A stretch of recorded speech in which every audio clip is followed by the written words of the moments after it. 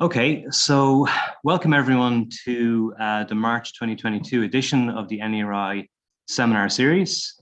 Today I'm delighted to welcome Dr. David Jordan and Professor John Turner from Queen's Management School in Belfast. And we're very, very lucky to have them here today. They'll be posing questions that are fundamental to economic development and ultimately to quality of life and well-being. And are just as relevant in Britain as they are in the Republic of Ireland, as they are in Northern Ireland. It's always the same secret sauce. But today we're going to principally focus on Northern Ireland and Northern Ireland's productivity challenge and exploring the issues. And so first up, we will have Dr. Jordan, who will speak for around a half an hour, thereabouts, and responding to Dr. Jordan will be our own co-director, Paul McFlynn from the NERI, who will speak for about 5 to 10 minutes. And then we will follow up with a question and answer session, and accompanying that debate on our panel today, we also have Professor John Turner from Queen's University as well. So without further ado, David, I will cede you the floor. Thank you. Thanks, Tom. Thank you very much for the opportunity to present today on our research.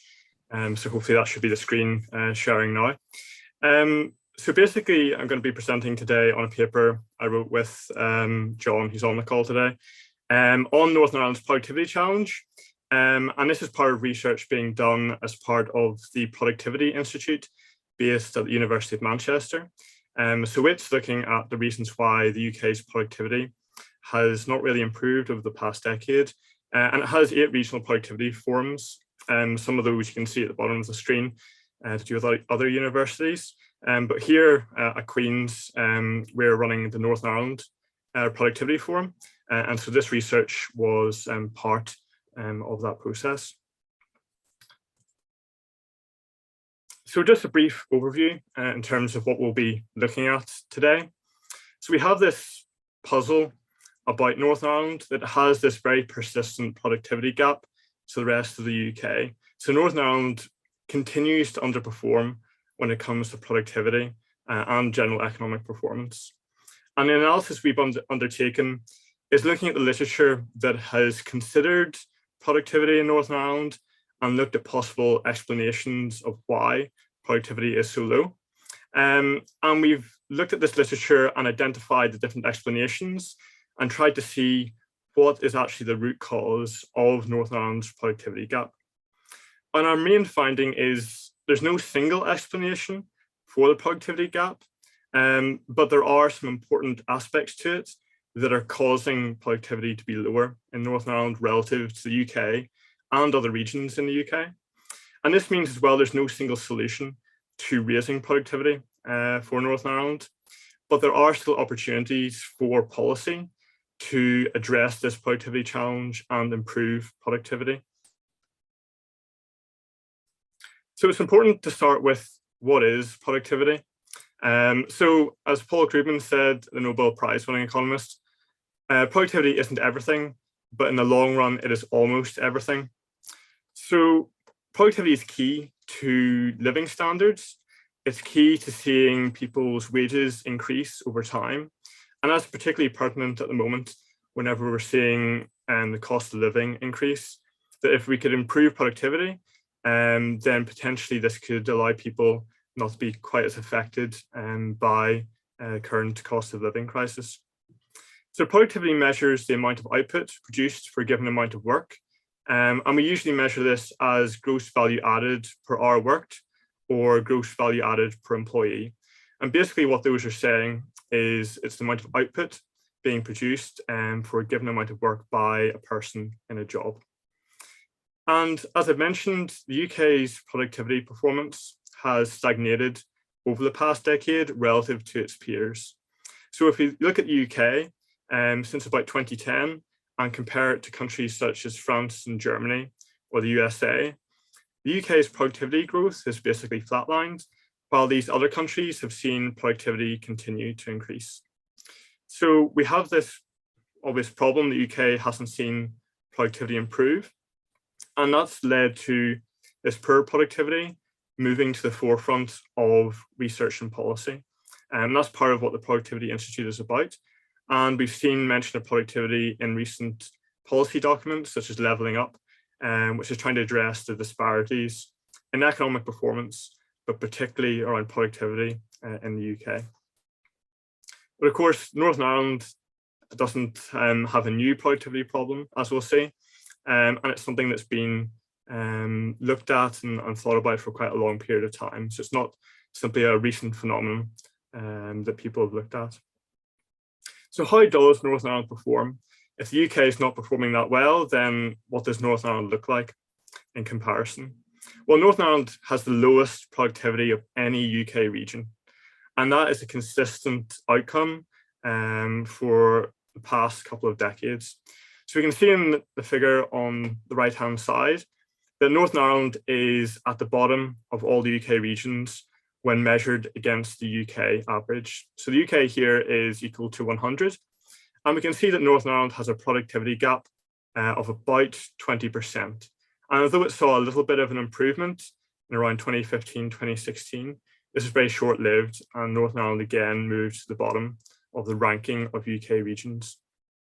And this stays the same whether or not we measure productivity by per hour worked or by per job. So even if we measured the amount of output per job, Northern Ireland would improve slightly to around a 15% gap to the UK, but it would still be one of the worst performing regions in the UK. And this low productivity has been identified as being to blame for Northern Ireland's slow growth and poor economic performance. So it's directly responsible, as Fitzgerald and Mogneroth have shown, for the slow growth of GDP per capita between 2000 and 2017. And even when we compare Northern Ireland to the Republic of Ireland, we see that Northern Ireland's performance is very weak. It's only maybe about between 60 and 70% of the level in the Republic, and that gap has been widening over the past 10 years or so. How does this performance look over time? Well, an important aspect is the fact that Northern Ireland's productivity gap is not a new phenomenon. It has existed for its entire existence and even before the creation of Northern Ireland. So we can see here in the graph, this uses data from Bernie and Hitchens, but also from more recent data from the ONS. And again, it's measuring Northern Ireland relative to the UK, where the UK equals 100. And we can see, with this being measured per job, that Northern Ireland still has quite a sizable productivity gap, so around that 15% mark I mentioned. But as we go back in time, we can see it existed before the financial crisis of 2008. We can go back further in time, during the Troubles from the 70s to the 1990s. Well, actually, the productivity gap was potentially greater before the Troubles, so it's unlikely the Troubles, or there's no evidence to suggest the Troubles caused this productivity gap. And Bernie and Hitchens were also able to estimate productivity for manufacturing in 1912 for the counties that would become Northern Ireland. And again, there is this sizable productivity gap. So Northern Ireland's productivity gap is not new. It has existed for a very long time. How is this performance spread within Northern Ireland? Well, it's actually not spread evenly. If we look at local authorities within Northern Ireland, we can see on the left-hand side that Belfast has the smallest productivity gap to the UK average. So it only has about a 6% gap to the UK. But as we moved to the right-hand side, we can see that Derry City and Strabane, they have the largest productivity gap. And here it's over 20%, almost 25%. And this is part of the problem as well with productivity. We have these different areas in Northern Ireland that are quite far behind even Belfast, which again is behind the UK average. So what are the potential explanations for this productivity gap? Well, the research into productivity in Northern Ireland has taken a variety of approaches to try and identify the different causes. And this research has generally looked at potential causes in isolation. So what we've done in our research and in this paper is group together the different pieces of research into 7 common themes that have been suggested as explanations for the productivity gap. So these 7 themes are economic structure, peripherality, capital and investment, human capital, infrastructure, public policy, and institutions and governance. And so what I'm going to do here is go through each of these and try and explain why they contribute to the productivity gap, but also maybe qualify which are maybe more important and where there are opportunities for policy to make a difference. So the first explanation of Northern Ireland's productivity gap is economic structure. And this structural view is saying that low productivity in Northern Ireland is simply reflecting a regional economy more highly concentrated in low productivity industries. So we can look at the graph on the right, which shows the basic structure of the Northern Ireland economy. And we can see that Northern Ireland has a smaller services sector compared to the UK overall. It has a larger secondary or manufacturing sector than the UK overall, and it has a larger primary agriculture, mainly, sector compared to the UK. And even if we broke these main sectors down, we would see there is a difference in structure between Northern Ireland and the UK within these different sectors. And what the structural view is saying is if Northern Ireland had the same economic structure as the UK, the productivity gap would disappear. And this is very much the traditional explanation of Northern Ireland's underperformance. It's one of the earliest explanations. So if we go back to Iles and Cuthbert and their analysis of the Northern Ireland economy in 1957, they looked at this explanation and highlighted it as one of the main reasons why the Northern Ireland economy underperforms. And it reflects the past concentration in the declining staple industries of shipbuilding and textiles and of course agriculture. And this structural view continues to persist in policymakers' thinking. So for example, HM Treasury in 2011 published a white paper looking at Northern Ireland's economic performance, and they highlighted this lack of high productivity sectors and economic structure as one of the main reasons why the Northern Ireland economy underperforms. And it's current even today as well. The Department for Economy in the recent 10X strategy document highlighted again that structure and trying to increase the share of high productivity sectors should be the main way of closing the productivity gap. However, if we look at the evidence, we can see that the contribution of structure to the productivity gap has diminished over time. And in fact, it's the productivity gap within sectors that is as important, if not more important now, for explaining the productivity gap. So this data is taken from some of the research that's been done. So we have the initial estimate by Iles and Cuthbert, who looked at manufacturing, and they looked at what would happen if you gave Northern Ireland industry the same structure as Great Britain, but you kept the same level of productivity as Northern Ireland sectors currently have. And they found the structure of the Northern Ireland economy accounted for just over half the productivity gap in manufacturing. But as we can see, redoing these calculations over time, Hitchens and Burney showed that the contribution of structure decreased. And if we look at the total economy, where we have data for both services and manufacturing, structure is around 49% of the productivity gap, which means 51% is failings or a productivity gap within sectors. And we can see where those productivity gaps exist within sectors. So compared to Great Britain, agriculture in Northern Ireland is 50% less productive or has 50% lower productivity. Finance is 34% lower. Construction is 23% lower. Administration is 20% lower. And there are lots of sectors here that have a productivity gap compared to their peers in Great Britain. And this story stays the same if we look at the Republic of Ireland and compare the same sectors there as those in Northern Ireland. So again, there are productivity gaps across several sectors, but also manufacturing.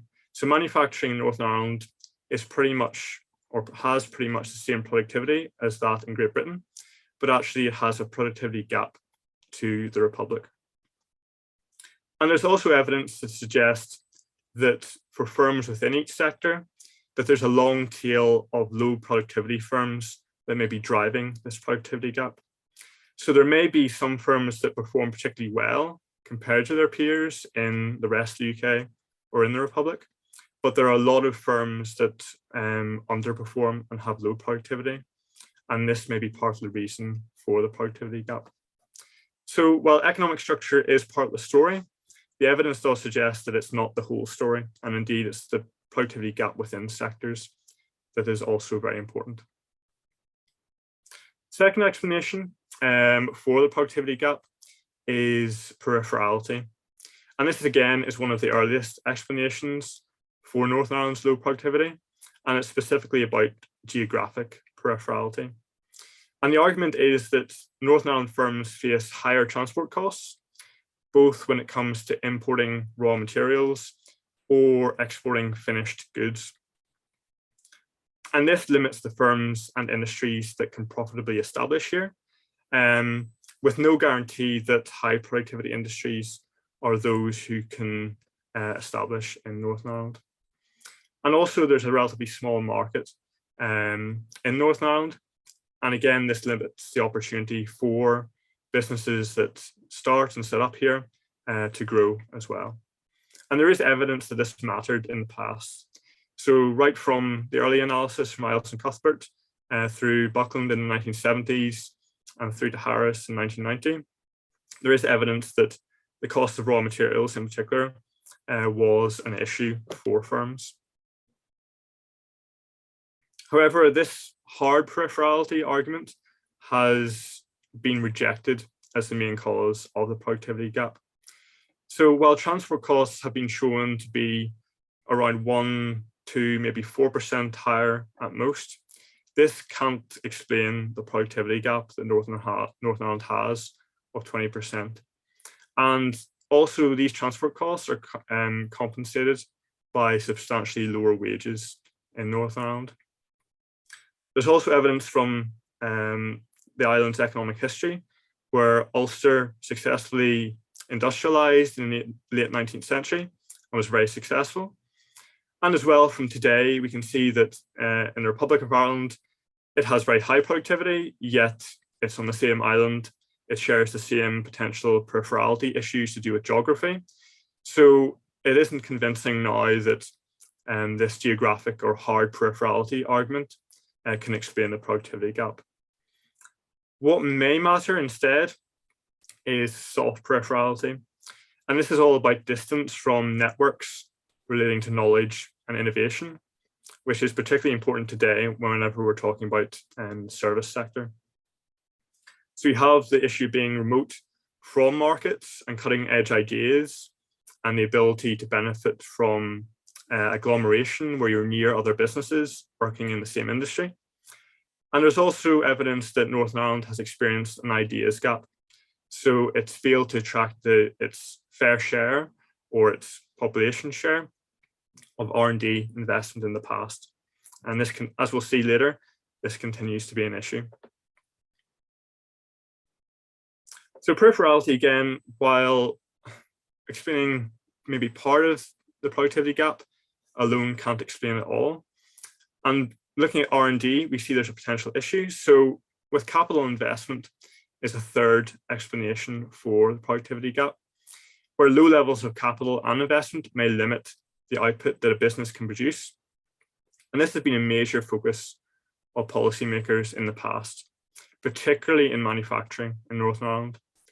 So we know that capital per worker and levels of investment were much lower in the middle of the 20th century in Northern Ireland compared to Great Britain. And policymakers realised this, so they focused very much on capital grants, providing subsidies to manufacturing businesses to try and close the productivity gap. However, this gap has still persisted, despite the evidence that manufacturing by the 1990s had as good capital, if not higher levels of capital, than manufacturing in Great Britain. And the focus instead has shifted to this issue of R&D, which Northern Ireland has a very poor record for, particularly when it comes to innovation. So Northern Ireland underperforms even the worst regions of Great Britain.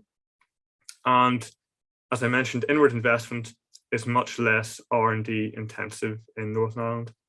And even today, Northern Ireland has been identified as one of the UK regions with very low R&D intensity, particularly from public sector investment. So the level of public sector support for R&D is particularly lower in Northern Ireland.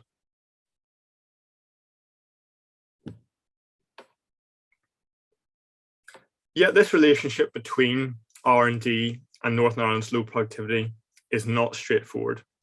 So often it is highlighted that Northern Ireland has lower levels of R&D, yet part of this story rests on how we measure R&D. So often it's measured per capita, so per person in the population. But if we instead measure the amount of R&D expenditure per job, so relative to the size of the business sector, we actually see Northern Ireland doesn't perform that badly, particularly compared to regions which have very low levels of productivity. So in this figure at the top on the right, we can see that actually Northern Ireland's expenditure per job on R&D is quite similar to the UK average, and is actually higher than a lot of the regions with low productivity. Particularly the next worst region for productivity is Wales.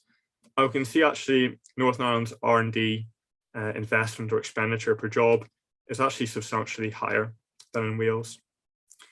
And again, if we actually look in services, the amount of R&D expenditure per employee is above the UK average for Northern Ireland and substantially above that for other low productivity regions in the UK.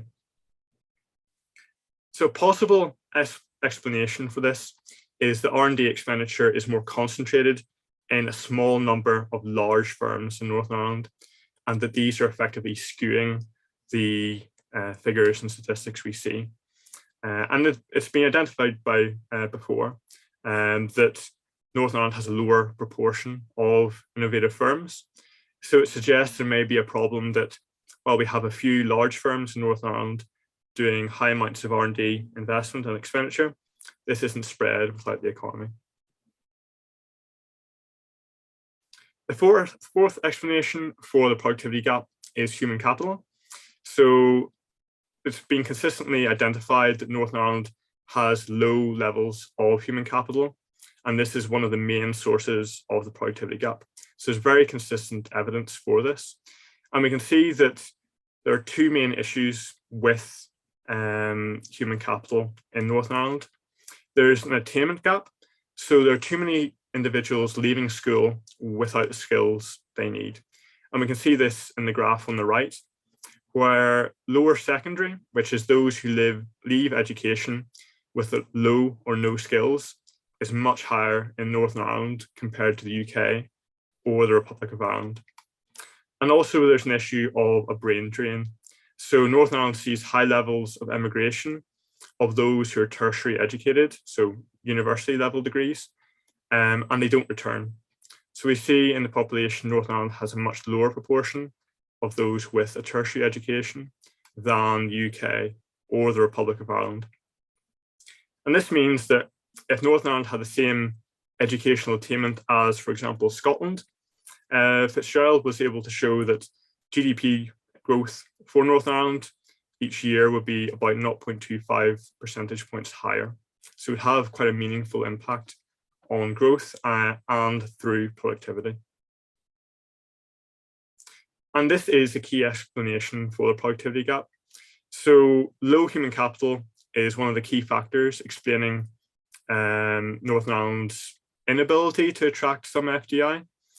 And there's also the issue that domestic firms may not have the absorptive capacity, even if Northern Ireland were to attract more FDI, because there isn't a high enough level of skills in the general working population to benefit from spillovers from new investment.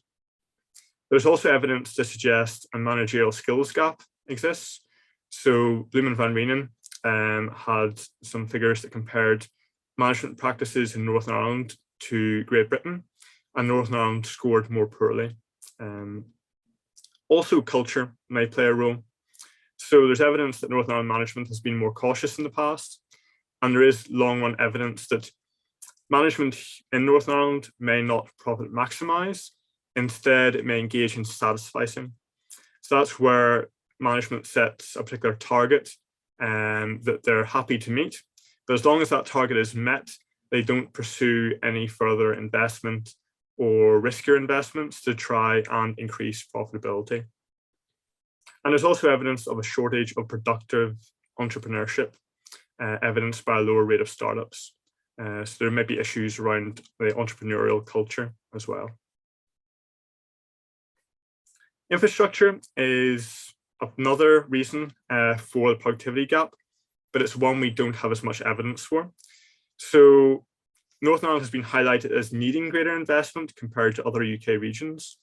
Northern Ireland has a much lower level of expenditure on transport and infrastructure compared to the UK average. So it only spends about 0.6% of its GDP compared to 1% for the UK.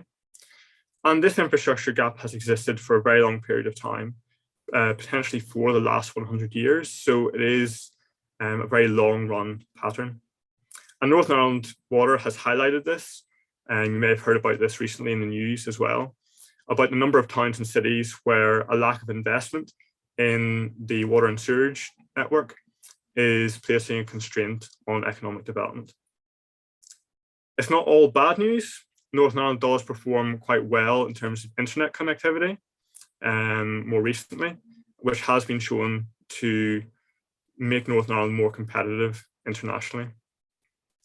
But of course, this discussion of infrastructure investment will have to take place in the context of addressing climate change, whether or not this is something we want to do, and also in the context of COVID, which may present an opportunity for Northern Ireland to try and reduce those issues of soft peripherality.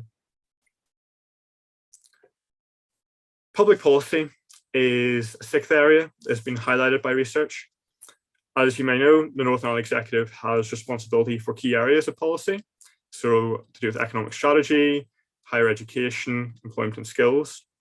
And it has been the objective of policymakers to try and tackle poor productivity, yet these past interventions have a very poor track record. For many decades, policymakers focused almost exclusively on manufacturing and also about supporting employment levels over levels of productivity. That's particularly because unemployment was such an issue for the Northern Ireland economy. However, the evidence shows these high levels of subsidies promoted less efficient use of factors of production and allowed low productivity firms to remain profitable and in business. More recent policy over the past 20 years has focused much more on entrepreneurship and innovation, but these competitiveness problems and low productivity still remain. So these policy interventions haven't solved the productivity gap. There is the argument that Northern Ireland's large public sector is one of the main reasons for the productivity gap.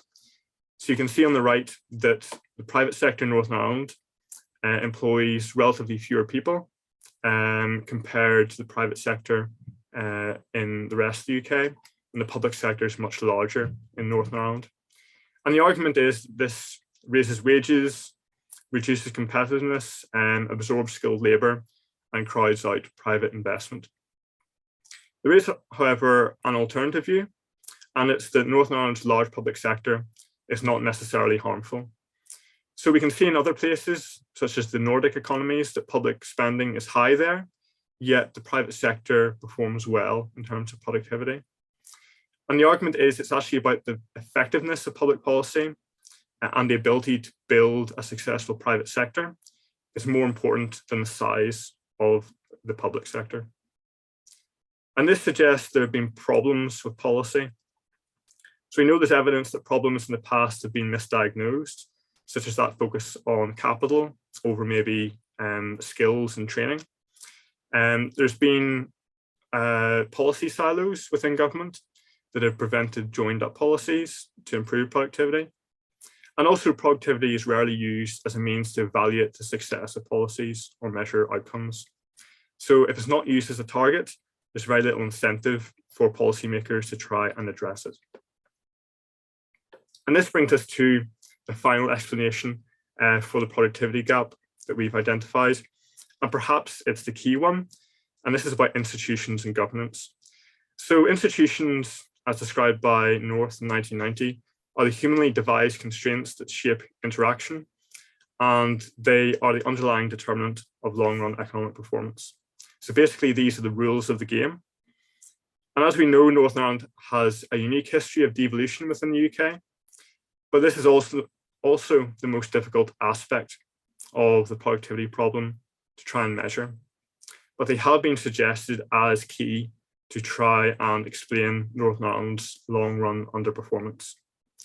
So if we go back to the first era of devolution between 1920 and 1972, we can see there's evidence of financial support being directed to firms that were well connected politically, but weren't necessarily the most or highest productivity firms or industries. During direct rule, institutions are also shown to have limited the effectiveness of policy. And even following the Good Friday Agreement, we can see that there have been policy failures with devolution. The most notable recently is RHI, the Renewable Heat Incentive Scheme. And the OECD has highlighted that governance arrangements are central to tackling one of the big issues for the Northern Ireland economy, which is its skills problem. Of course, we can't talk about Northern Ireland without mentioning the Troubles. And this, again, is an issue that relates to the productivity gap. So while the Troubles didn't cause low productivity, it does still have an impact, particularly when we talk about the interaction between institutions and political stability. And this may pose a constraint on closing the productivity gap. So in the past and during the Troubles, policymakers, they were attempting to balance economic and non-economic issues, and they weren't trying to maximize productivity. But this issue of legacy in a divided society has still been linked to other issues to do with productivity. So the emigration of skilled labour, and particularly the inability to attract them back to Northern Ireland.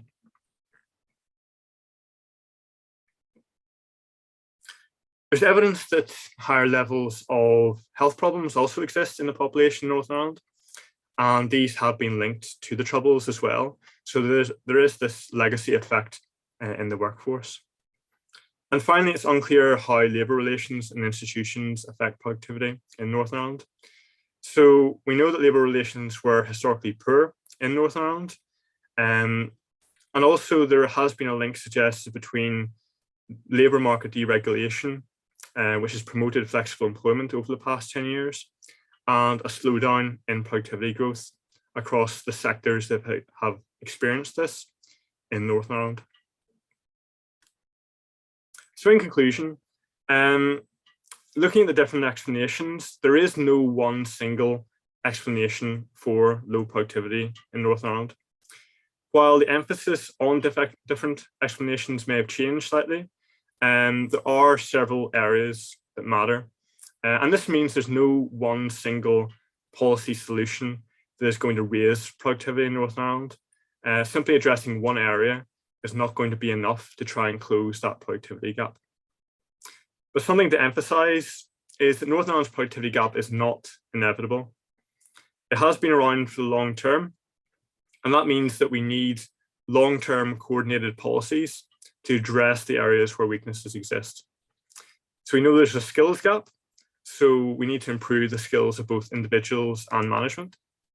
There's issues around investment and how we increase innovation amongst businesses in Northern Ireland. So that's about attracting new firms and supporting local innovation and connectivity. There's issues around research.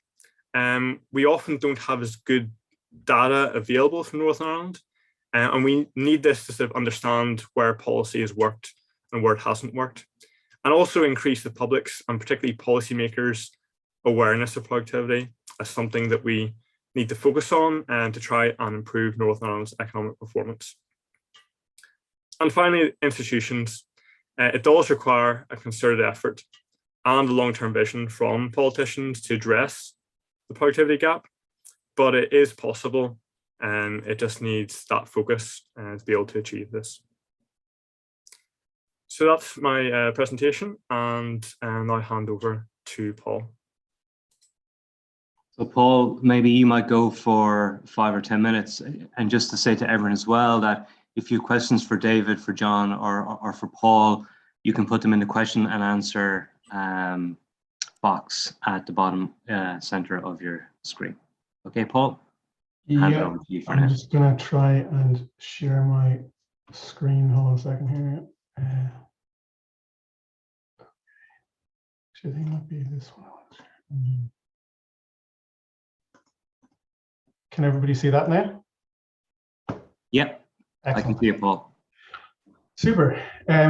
So I first want to start by thanking David for the presentation, and him and John on congratulating them on the paper. And as somebody who'd been dabbling into this for the last couple of years, it is comforting to know that somebody else finds it as exciting as I did as a topic. But I think it is a crucial topic, and one that is long.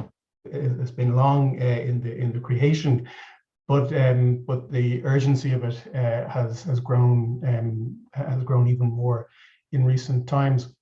In particular, I think the fact that the work that David and John are doing as part of the Productivity Institute, I think is very important, and I think because it does bring in that UK regional dimension to the Northern Ireland problem. Obviously, there are very Northern Ireland specific issues, but there are definitely common areas of concern across a lot of the more underperforming UK regions.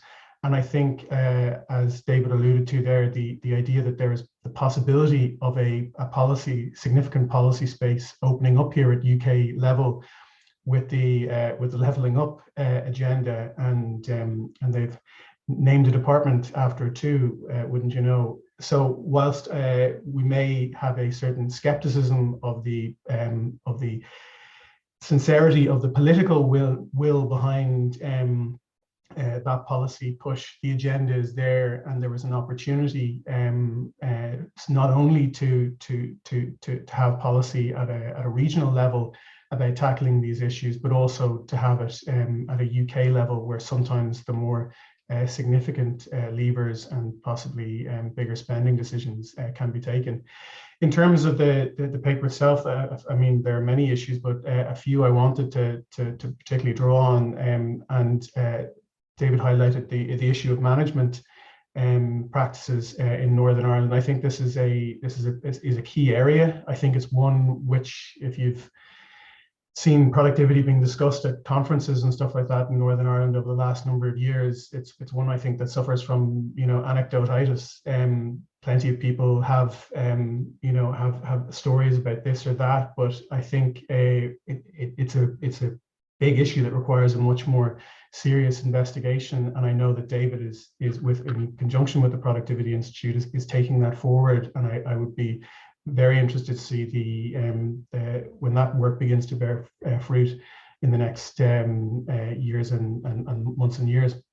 I think another point that certainly has cropped up in work that I have done in conjunction with my colleague Paul Goldger-Kelly about FDI, because we have a particular fascination with FDI in Northern Ireland, but possibly it's not as deep as it should be in terms of interrogating the quality of that FDI and not just the quantity.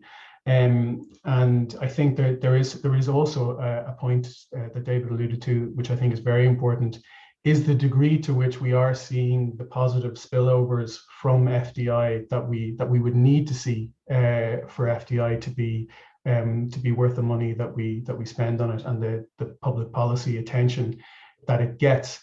That in particular, if we're not seeing that spillover to local firms, and local firms sort of taking an innovation leap from the investment that's drawn in then all we are really doing is buying in success. And then subsequently on the skills agenda, and I think this is one which has no, there is no lack of discussion of skills in Northern Ireland, but I think there is a lack of discussion about the, both sides of the equation, the supply and the demand for skills within the economy, and I think that really is central. So I think I'm just going to say briefly just a few words about the policy questions that arise out of this, and the big policy question is, how do you get productivity on the policy agenda? As you can see from David's last slides, there is no lack of suggestions or areas to concentrate on.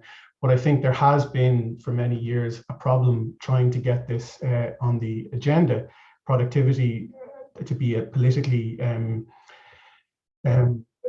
interested policy area. And I think one possibility is the fiscal dimension, and the fact that there, over the last 2 years, really since the executive got back up and running, there has been a push to discuss the fiscal position of Northern Ireland, what it currently is, and then a separate stream looking at what the potential it could be in the future.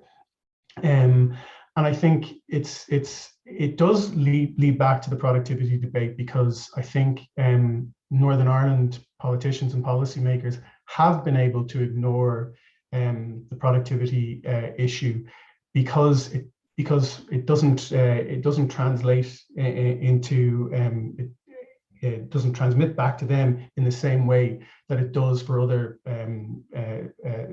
states and more fiscally exposed regions. We don't. It doesn't affect the productivity feeding through into the economy. Doesn't affect the revenue position of the Northern Ireland executive, but a push towards fiscal devolution could change that. When we look at Northern Ireland's current fiscal position, we can see that revenue doesn't interfere with the public spending position in Northern Ireland in any great deal, and even less so than it does in Scotland and Wales. And just to be clear there, that chart isn't saying that 87% of Northern Ireland's public spending is given to us from the UK Exchequer. It is saying we pay taxes here in Northern Ireland. It goes across the water, but it doesn't affect what's coming back to us. That's determined by the block grant and then subsequently annually managed expenditure. But when the Fiscal Commission started looking at this and looking at what the possibilities for tax devolution within Northern Ireland was, this is one of their charts, and you can see there the two productivity measures that David mentioned at the beginning of his talk, but also putting it in the context of obviously broader labour market measures there as well, but also how it feeds through to earnings, and the fact that having a lower productivity profile does have that direct kind of impact on what the wage structure of the Northern Ireland economy is going to be. And I thought this was one of the more interesting charts that the Fiscal Commission came up with here, was looking at the percentage of taxpayers who are in each of the income tax brackets, because income tax is one of the taxes they're looking at the devolution of. And you can see there that Northern Ireland has the highest percentage of taxpayers at the basic rate, only slightly above Wales there, and then once again when it comes to the higher rate, an additional rate. So it does show that this productivity problem feeds back into wages and feeds back into to the revenue that's generated in Northern Ireland. And I think where this can be instructive is that I don't think there's going to be any substantial fiscal devolution in Northern Ireland in the near future, but the process, having to confront the outworkings of productivity as it manifests in terms of revenue generated in Northern Ireland, is possibly a way of directing political attention towards an issue that badly needs policy attention and could bear fruit if it's if the level of concentration is given to it. So ideally, pre any kind of fiscal devolution, there could be a policy program which would seek to boost productivity in anticipation of being able to take on that fiscal burden, and then it not leaving such a gap. But anyway, that's my tangent to the presentation for today. But other than that, I just want to say thanks again to David and John for the paper. Okay, Paul. So thanks so much for that. And just to remind people again that they have the option, that they have the opportunity to ask questions by using the Q&A function below. And I'm going to come to those questions in a second. I actually have a large number of questions myself as an area I'm very, very interested in. And look, obviously, this is something that is constantly, occupying the minds of policymakers in Dublin, just as it is in Belfast and London. And I mean, certainly it's been very difficult to get productivity onto the agenda in the Republic. There's always this focus on employment, on the here and now, and very little emphasis on 10 or 20 years into the future, and the development of a proper national system of innovation, which is just as relevant for Northern Ireland. Low levels of public R&D spending, also true in Northern Ireland and indeed in the UK. And per pupil education spending is also quite weak in the Republic of Ireland. And obviously, one of the areas where there's very evidently leakage is in terms of that brain drain coming out of Northern Ireland. In the Republic of Ireland, it's arguably moving in the opposite direction, because our FDI model ends up leading to a large cohort of highly educated ICT and professional services graduates moving to the Republic. But it is interesting to see the within sector productivity gap being so high for areas like construction, accommodation, and food services. Just identifying those two in particular, because they don't seem to be sectors where high technology, particularly accommodation and food services, need be significant factors. And I'm just wondering, to what extent do you think there might be measurement errors there, perhaps? Like 13% in accommodation food services does seem very, very high, 23% in construction. Turning to the Republic of Ireland, then, obviously that within sector productivity gap is obviously significantly distorted in terms of the Republic of Ireland numbers. Like the productivity for manufacturing and ICT are essentially artificially constructed by the tax planning activities of less than a dozen or so enormous multinationals for, profit maximizing, transfer pricing reasons. They're not necessarily, they're partially correct. There is hard activity happening in some of these plants, but I wouldn't directly compare that in those sectors in particular. And then even professional, scientific, and technical. One of the things that's happening in the Republic of Ireland is that there's large accountancy, legal sectors which ultimately facilitate that very same activity and support the multinationals. So I guess the point I'm making is it can be difficult to compare specific countries, like particularly small open economies like the Republic of Ireland, which can be extreme outliers in some cases. But I suppose if I have a question, then it's really about this technology diffusion issue, and why would there be a technology diffusion issue in terms of construction sectors, accommodation, food services sectors? I mean, you've obviously pointed to human capital being an issue. I could see that being relevant in construction. I'm not sure why it would be relevant in accommodation and food services. So maybe you guys might have some comments upon that. And then just one final question from me is the issue of access to credit for high potential startups, for would-be entrepreneurs. So I'm not talking about access to credit for existing firms, but access to credit for firms that perhaps don't even exist yet. How does Northern Ireland compare to Great Britain? Thanks. Thanks, Tom. Maybe if I start off with the one about technology diffusion. So yeah, the issue that's often highlighted with Northern Ireland and this issue is that obviously there are some firms that are right at the forefront, and obviously that's usually thought about in the context of manufacturing, and that what they do doesn't get drawn through or through their supply chain. Maybe there's some diffusion. It doesn't really happen fully.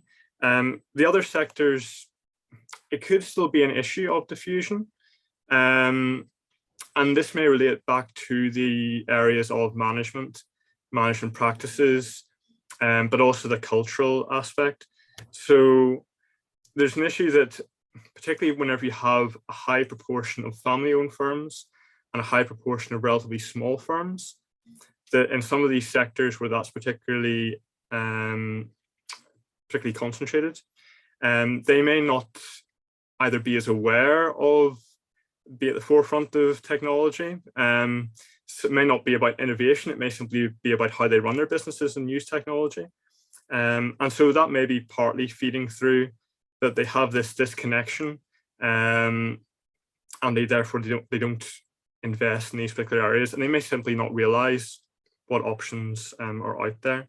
So I think it'll be slightly different causal mechanisms, but I think it does bring through these issues to do with management, culture, and this issue, particularly I think of satisficing. I think that is an issue that isn't really talked about that much to do with Northern Ireland business, but firms being content, particularly family firms or those at the top of management, not willing to take risks or being content with what they have. It has in the past been referred to as Bmw Syndrome. So as long as a manager had a BMW on the driveway, they were happy with their lot, and they didn't push things further. And there has been an effort to try and improve the entrepreneurship culture, but the productivity gap is still persisting, even though these policies have been tried. So it does suggest there's something more deeply rooted. And I think part of it is this linkages between firms within Northern Ireland.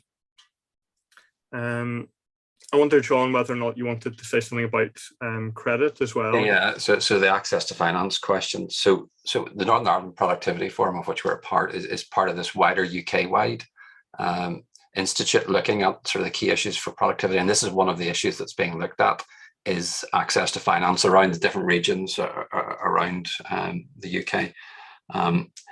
And one suspects that the severity of the banking crisis in Ireland, North and South, has hit the ability of banks to lend in the North compared to other regions in the UK, for starters. There's also the question around the role of Invest NI and how its review, and so government support for startup finance as well. Again, part of the wider remit of the Productivity Institute is to look at the provision and government support for startups. So to answer your question, we don't know yet how we compare with the rest of the UK, because the work's still being done by the wider Productivity Institute. My guess is that we're not doing so well. That's my hunch. No, that's fair. Paul, do you want to intervene there, or do you have any comments on any of that, or happy? Okay, I'll go to the floor then. So first off, I have a question. I've actually got two questions from Mark McAllister, so I might take them together. The first question is, do you think there is room for specific research on labour relations and the productivity gap, given the issues raised in the presentation on managerial skills gap, culture, innovative mindsets, etc.? And then Mark has a subsequent question. Do you see opportunities in the pending reviews of Invest Northern Ireland and a separate review of further education regarding putting productivity front and centre? Yeah, I think taking that first one about specific research on labour relations, I think that is a key part of understanding productivity.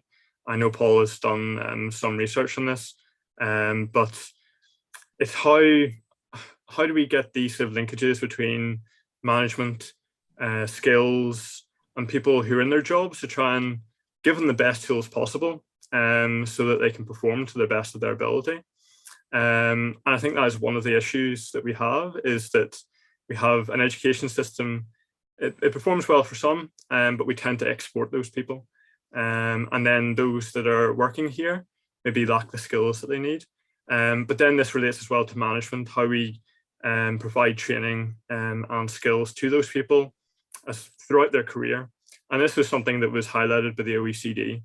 And the Department for Economy is starting to address this in their strategy of lifelong learning, but about giving opportunities for people in the workforce to improve in terms of their skills. But I think as well, there is an issue about the relations between management and the workforce, and how is that working as best as possible, but we don't have maybe as much information as we'd like on that to come to a conclusion. Yeah, so maybe if I could just pitch in on that point as well. So I think we really have underestimated how important employee well-being is to productivity. So healthy employees, healthy of mind and healthy of body, are going to be more productive employees. And so I think that's a large part of the research is already there on this, and it's part of the. So David and I are involved with a survey of Northern Ireland businesses, looking at how they're managed and their managerial practices, and this idea of well-being is part and parcel of that. You know, there's also the changes coming into play. So flexible working is something that's going to become more and more common. Working from home, so the whole sort of the labour relations around how do you handle that type of thing. Again, the evidence before the pandemic, based on a few pilot studies in China, is that working from home actually improves productivity, but it may also hold workers back in terms of their ability to ascend a hierarchy. So yeah, I do think there are those sort of issues that are sort of underlying the productivity challenge. Yeah, and with the second part of the question there from Mark, yes, definitely with the views of Invest in I, and obviously with further education, I think those are key areas for us to understand why hasn't policy had as big an impact as we would have wanted. You know, we have these problems that have been identified, you know, a long time ago, and they still persist, and yet the interventions haven't been able to successfully address them. And it's about transparency and being upfront about, you know, what's worked, but also what hasn't worked. And I think that's something we need from policymakers, is to be transparent about what hasn't worked, so we can design better policy. I think it also goes back to Paul's point around sort of FDI and the low quality of FDI. You know, there is a bit of a chicken and egg sort of problem here, because you've got to have the skilled workforce to be able to bring in high quality FDI, et cetera, et cetera. But, you know, there is an issue around possibly some of the FDI that has been brought in by Invest, and then have they taken their eye off the ball in terms of developing the entrepreneurial culture and the access to finance for entrepreneurs. That's a related issue. And I think further education, the review for further education, I think we send too many kids to university now. And there's a lot of kids that would be better placed in FE and being skilled up in FE, prepared for, and again, it goes back to a point that Paul made, is, you know, the demand supply for skills. So basically FEs become super responsive to, you know, the demands of employers, and therefore are skilling up the kids, you know, almost in real time. And so I think there's a place for us to be very innovative in the province in trying to develop the FE sector. And again, I don't want to get back to my vice chancellor. I've said there's too many, but there are too many. We are university is not for everyone, and I think that has been a bit of a problem for the UK, certainly in terms of its productivity challenge. There is, I mean, one of the causes of or one of the explanations often proffered for low productivity in the Republic of Ireland outside the M&E sector is this idea of a golden cage that a lot of would-be entrepreneurs are essentially locked into the multinationals on high pay, secure jobs and so forth, and they don't leave. So they don't leave the sector. So one of the hopes originally had been that people would leave the large company and would start up their own business, and in that way that would be a kind of a transmission of technology diffusion and ideas diffusion around the economy, but it hasn't happened. And I wonder to what extent London and the attractiveness of London and the Saudis might be playing a similar role in the UK. So I suppose that leads to my question then: how do you get people with high levels of human capital to become employees at SMEs, or to set up their own company?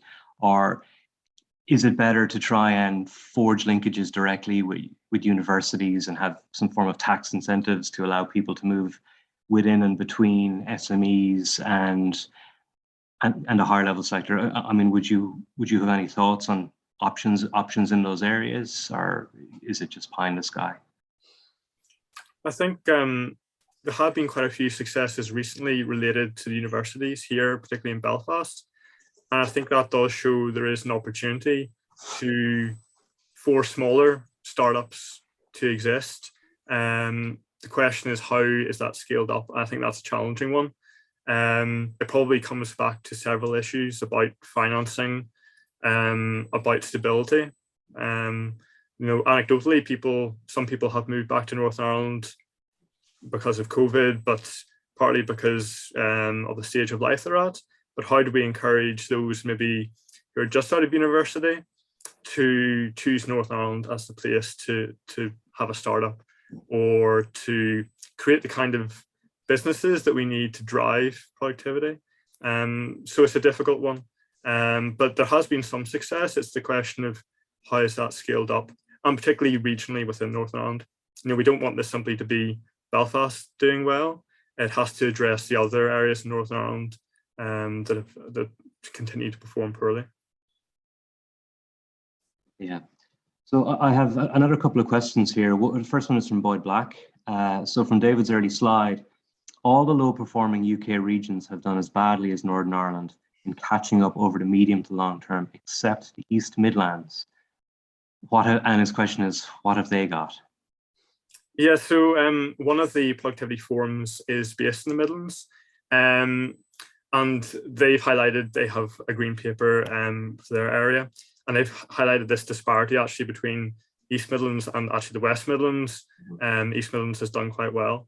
I think part of the explanation is they've managed to benefit from spillovers from the Southeast, particularly in these very high value areas of manufacturing. And some of the strategy around that has worked really well, and it's been targeted, and that's been reflected therefore in productivity. So it is partly a success story, but then it's a question of, well, can we replicate this? But I think there are lessons to be learned there, that where a policy is well targeted and plays to the strengths that there are, and does work on the supply side, there are opportunities to close the productivity gap. Yeah, so just say hello to Boyd as a former colleague, and David cited one of his papers today. Interesting thing about the East Midlands, if you think of the manufacturers that are there, high value manufacturers, so Land Rover, Rolls-Royce, Bombardier, and they have very tight supply chains into the small business sector in that region. And so then the spillover effects are taking place through the supply chain, and it's all coordinated. It's all thought through. And so again, at a political level, there's coordination of this. So I think that's why the East Midlands have had this. So high value manufacturing, but then also the supply chain benefiting, the local supply chain benefiting from that. And the ever-present anonymous attendee, do you think gross value added is the most important indicator to target? And the context is, as in, if policy is successful in increasing it, will it also take care of other indicators like output, unemployment, and economic inactivity?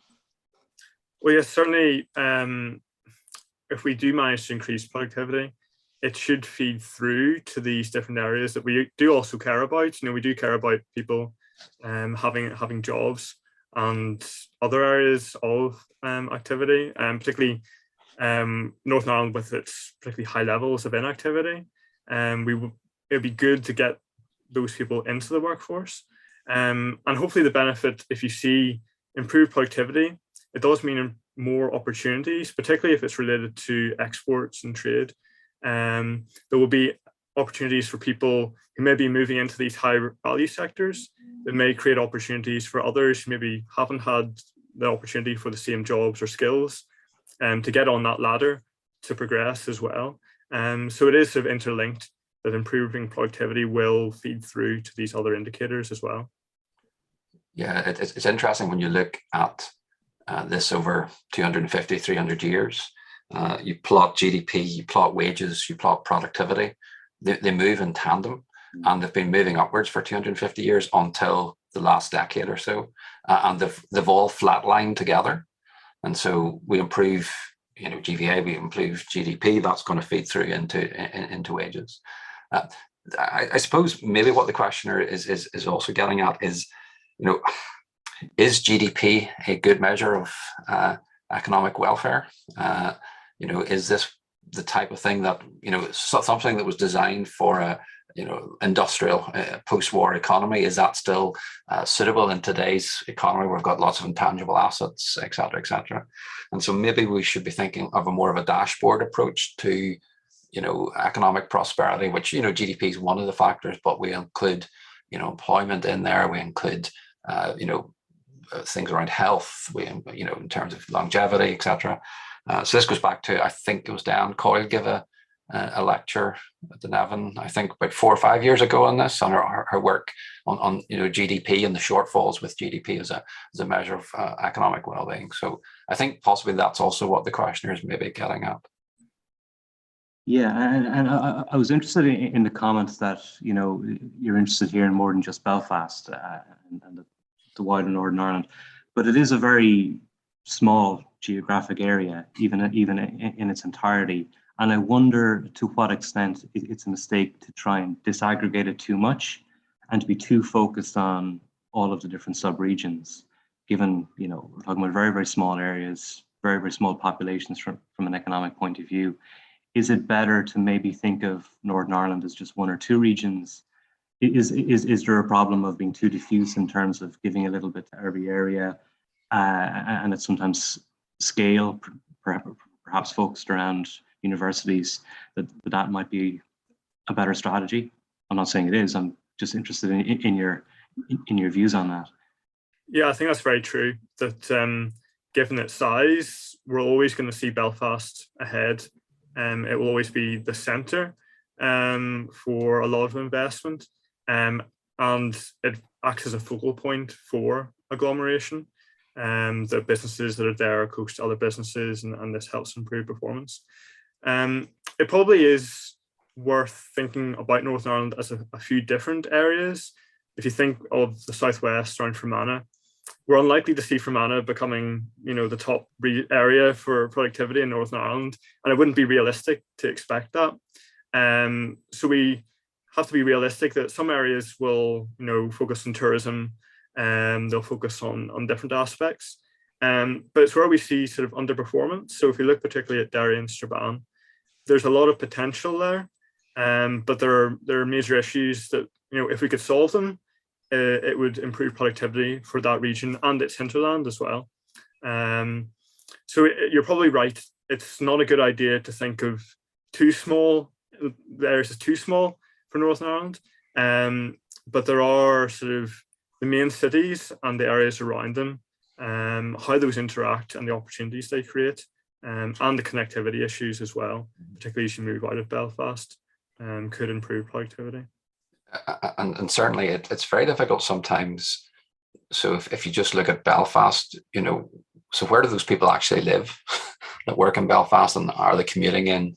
And with infrastructure improving, people can commute further distances. With working from home, now people can, it's possible now to live in Derry and work in Belfast. It's possible to live in Portrush and live and work in Belfast. It's, you could live in Enniskillen and work in Belfast. So it'll be interesting to see how this Zoom revolution that we're living through will then change this, and then the idea of disaggregation is totally gone. But I think David's right. We do want to look at this to some extent, but not to put too much weight on it. Particularly when you see an area like Derry Strabane that really is underperforming. And I was born in and raised in that area, and can maybe speak to some of the long run issues that are there in terms of the impact of the troubles. We've talked about the long term impact on people's health.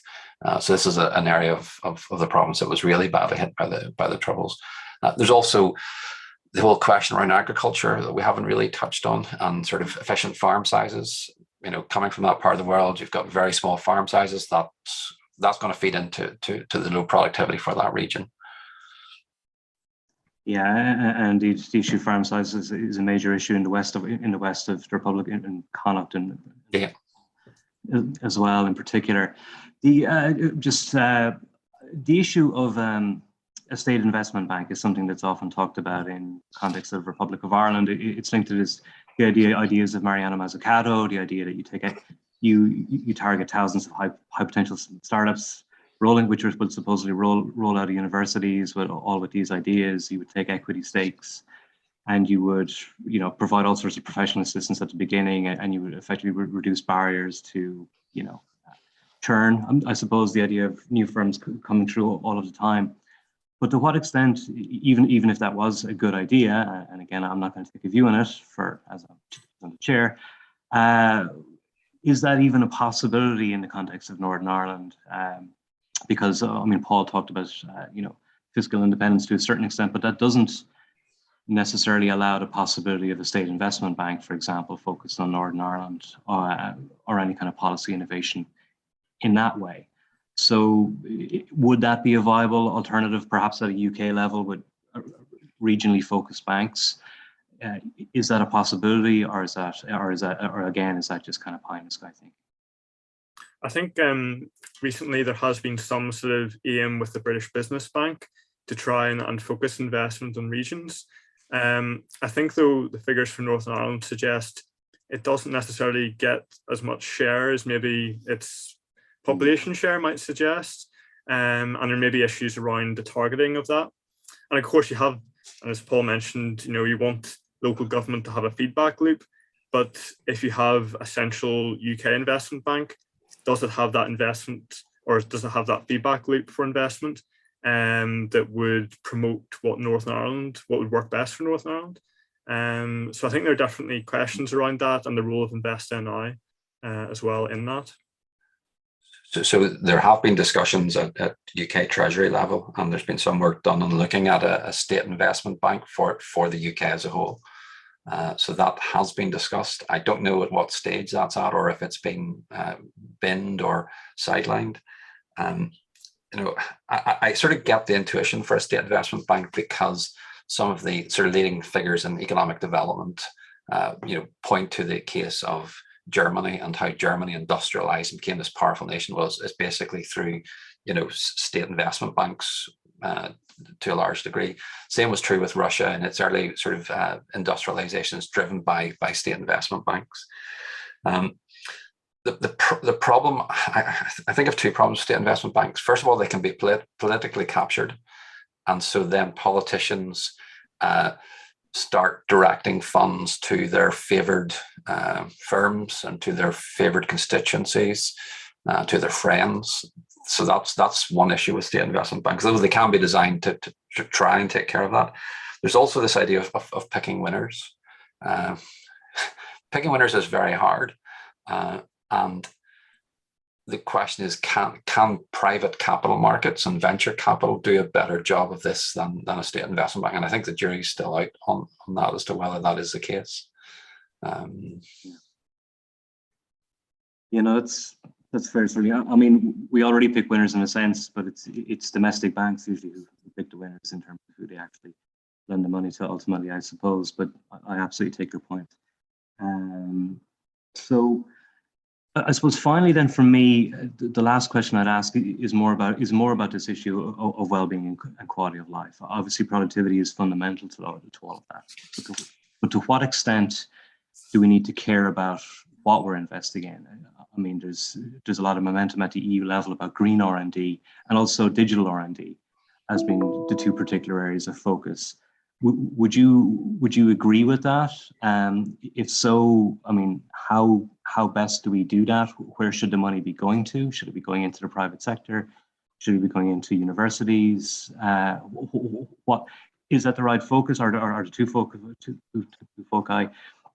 And then how do you channel that money? What is the best way to inculcate new technologies, successful businesses, et cetera, et cetera, et cetera? I think definitely green technology and the digital aspect we're seeing, especially after COVID, is something that is a big opportunity for Northern Ireland. It's an opportunity for firms that may be in manufacturing, that they can start to get involved in different green energy production and link in with those supply chains. And because it is something that is seeing so much investment, it does provide, a steady opportunity into the future. And often Northern Ireland business has sort of been behind the curve when it comes to business opportunities, technology that's arriving. It's been too slow to respond. And I think that's definitely where there is a role for government to try and create those incentives for business to engage in these areas. What distribution in terms of how much support they should give versus private sector is a difficult one. It's going to be difficult to work out exactly where the opportunities are going to be best, but it does need to be supported. And there has been criticism, particularly when you look at the investment from the public sector into R&D in Northern Ireland, that has been low. So there are opportunities for that to be increased as well, never mind where it actually goes to. Yeah, so again, as part of the wider Productivity Institute, this is one of the wings of the Institute, is looking at sort of green technology and its role in improving productivity, and how we become more productive as a society, whilst also being cognizant of climate change and sustainability issues. And again, we maybe are missing a trick in terms of our geographical location means that we get lots of wind. We don't get so much sunshine, but we get lots of wind. We also get lots of waves, and thinking of those technologies. We've also got a lot of agricultural waste, and so the whole sort of technology behind biodigesters. Are we fully exploiting those? And this maybe comes back then to the state investment bank idea. Do you have a green investment bank that's basically then funding sort of innovations within the space of green technology?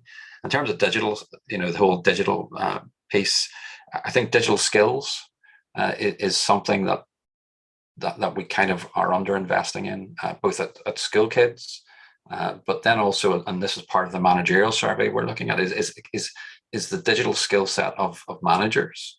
How are they using technology to help improve the way they run their business, and therefore the way the business is run? So I think there's a lot of space to look at sort of the green issue and also the digital issue. Okay, well, David, John, Paul, I'd like to very much thank you for what's been a very, very interesting set of contributions. Thank you for your paper, which is excellent, of course. And just to invite everyone to the next NERI seminar, which will be on the 6th of April, Jeff O'Reilly and Michael McNellis, or Michelle McNellis from the Department of Social Protection will be discussing our pandemic unemployment payment transitions to employment. So we look forward to welcoming you then at the same time during the week. So with that, I will bid you all good day, and thanks for taking part. Thanks very much, everyone. Thank you, Tom and Paul. Bye, everyone. Thanks, guys. Bye.